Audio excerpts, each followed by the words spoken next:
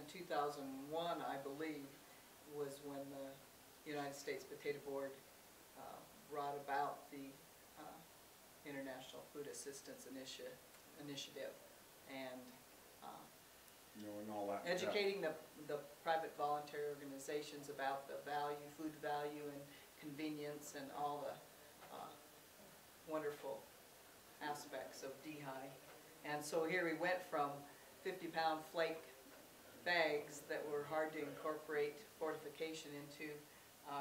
Back then, 2004, I went on that first trip into Senegal with the flakes, and now here we have 30-pound box that is pretty much indestructible. Indestructible. They could build a house out of it. I think the coolest thing about it is we've been able to teach and educate all of the private voluntary organizations, PVOs, about the nutrition value, the cost ratio, everything that the potato granules have that is far superior to the corn and the soybeans and everything they've been feeding them. I've seen tons of people come from all of the reverse trade missions the U.S. Potato Board's doing, and they all just love having the potatoes in their basket because the guys can whip them up, they can make anything they want out of them, and it's good, wholesome food that fills up, whether they're feeding kids at schools or hungry people or AIDS victims.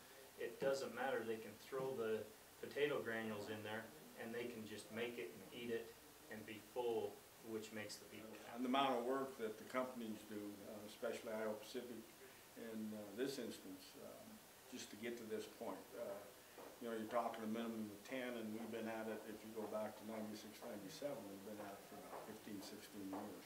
And so it's all these projects that we take on as an industry, it takes a lot of footwork, a lot of fortitude, a lot of money, and a lot of effort, and a lot of volunteerism to get it to this point to where, you know, this thing has got a life of itself. 800 servings of potato granules per 30-pound box. So just this box will feed 800 people.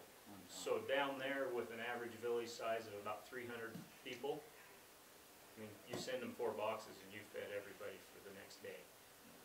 And the granules are fortified depending on the country and the order of the PVO, which is the great thing. So they can order if they want to put a little extra iron, a little more salt, less salt, different vitamins, we can all put that in here so it can be specific to the country and the needs that it's going for. There are different vulnerable groups, no matter whether it's Africa or Asia or no matter or the United States. Yeah, where it goes to that might need to have a different fortification. So that's the beauty of the granules. They're able to incorporate the fortification much better than the flakes were. And then to be able to pack them, like we said, there are